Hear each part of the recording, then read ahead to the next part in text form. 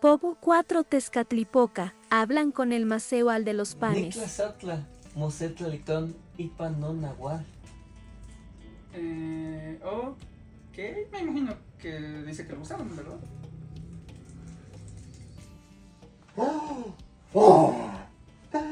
Se ven suculentas, deliciosas, apetitosas.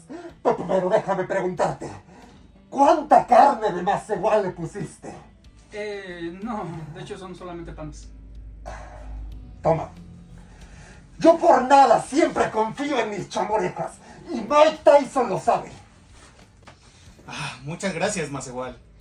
Es bueno saber que alguien aún me considera un Tezcatlipoca. ¡Tlaloc! ¡Ayocmo Tezcatlipoca! No paransi. Ajmo, me niego a salir en cualquier otro video donde salga Tlaloc.